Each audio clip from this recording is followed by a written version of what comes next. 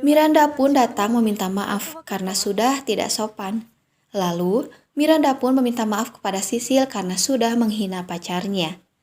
Mendengar itu Sisil nampak nervous, begitupun Shin dan mengakui kalau mereka belum sampai pacaran. Halo teman-teman semuanya, bagaimana kabarnya? Adakah? Kembali lagi bersama saya, jangan lupa bom like, subscribe, dan ramaikan komentar, supaya Mimin lebih semangat lagi untuk mengupload video terbaru. Oke, untuk kancah peraniman kali ini Mimin akan melanjutkan video dari sebelumnya, yakni Kenja no Mago Part 4. Oke, santuikan posisi, nikmati alur bersama Mantap Anim. それをいる魔人たちあの圧倒的な魔力こっち来て大丈夫だよ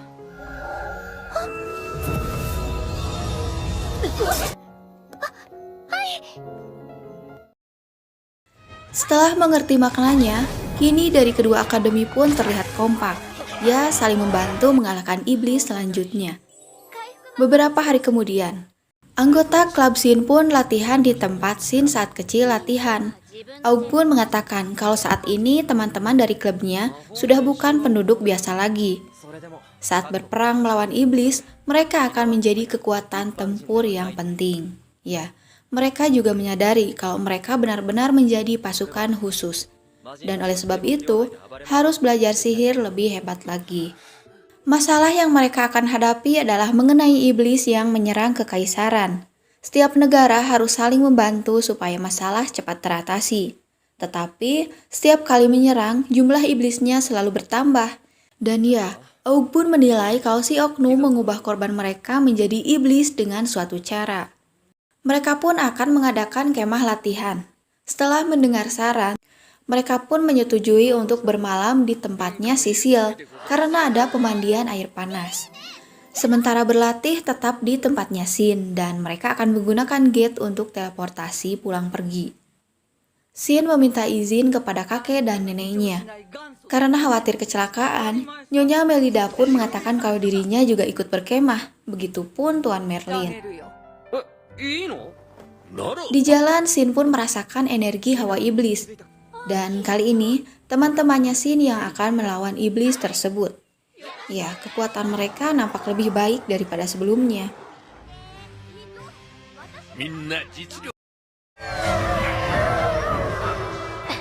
Kini mereka pun sampai di kota Cloud, lalu ke villa. Pelayan pun menyapa Sisil dan lainnya.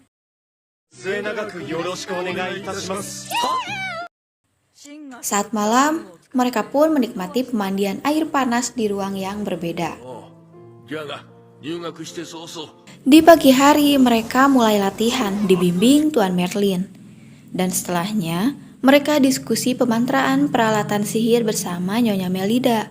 Selesai itu, anggota klub pun melakukan pelatihan praktik sihir bersama Shin. Melida pun menilai kalau mereka kini sudah melampaui pasukan sihir kerajaan. Kali ini bagian Shin. Ya mungkin teman-temannya Parno, di mana saat mengetahui Shin akan praktek, semua teman-temannya langsung memakai tameng pelindung. Shin pun mulai bereksperimen. Ia membayangkan gas yang mudah terbakar. Selama ini gelombang serangan tersebar luas. Karena itulah Shin memadatkan ledakan sihirnya pada satu titik, lalu melepaskannya. Melida pun menabok Shin.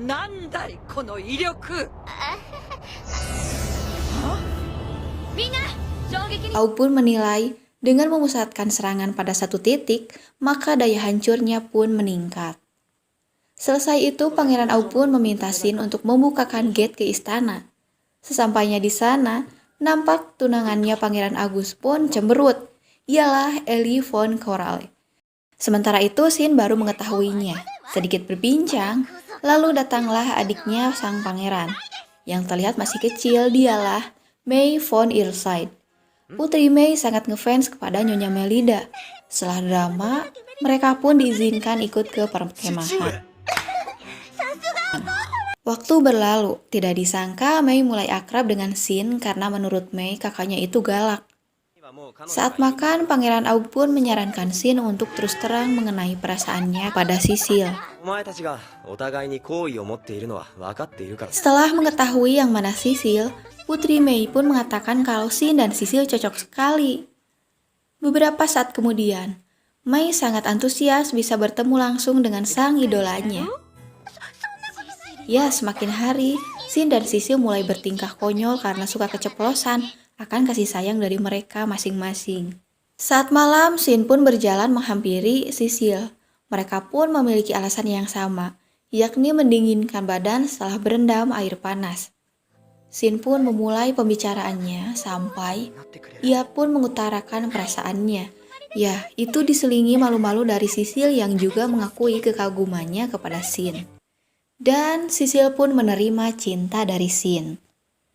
Saat akan cicip kasih, tiba-tiba mereka dikagetkan teman-temannya yang ternyata sedari tadi ngintipin mereka. Nyonya Melida pun menyoraki Shin yang sangat jantan sekali. Keesokannya mereka berlatih di pantai. Saat malam, mereka berbincang sebelum tidur. Saking asyiknya, Nyonya Melida pun menuju kamar murid karena mendengar suara ricuh. Dan ya, mereka buru-buru ngumpet di balik selimut di kasur terdekat. Shin bersama Sisil, dan mereka pun ketahuan oleh Nyonya Melida.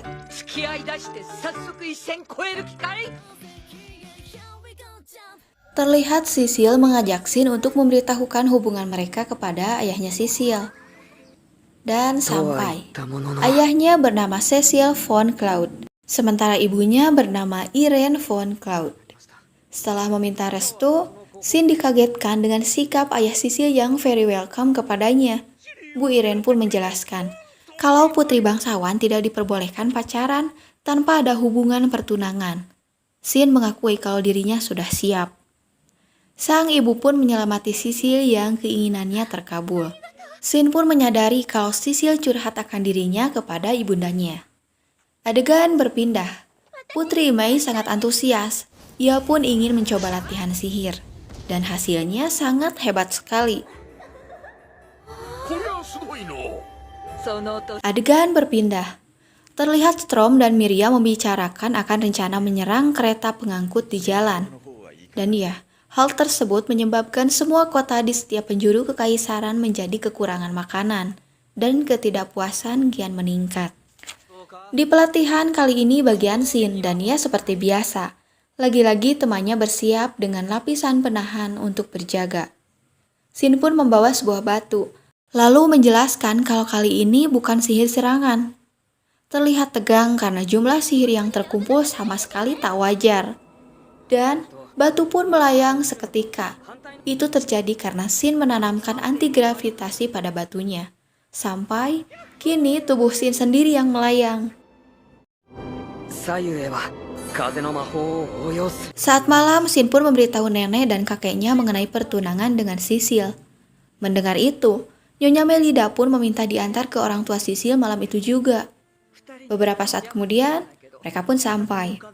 Nyonya Melida pun menerus terangkan mengenai Shin yang bukan cucu kandungnya. Begitupun Tuan Merlin. Awalnya dramatis, Shin pun sudah pasrah.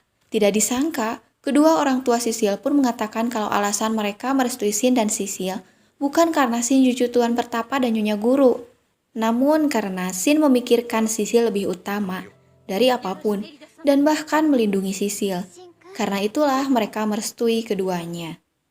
Keesokannya mereka mengenakan baju pelindung yang sudah dimantrai. Selain itu diberi kamuflase optik supaya bisa bersembunyi. Dan ya, Shin pun memberitahu kalau kali ini mereka akan mulai latihan bertarung melawan kelas bencana. Pertarungan pun akan dimulai, yakni di tengah hutan, dan terlihat iblis pertama yang menampakkan dirinya adalah iblis singa. Shin pun menyebutkan nama-nama temannya yang akan beraksi, sampai iblis pun musnah seketika.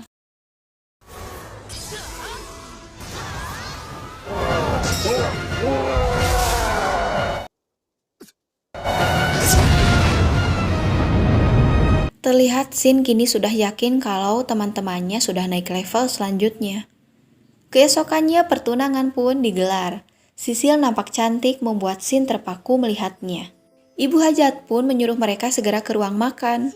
dan pertunangan pun berjalan lancar.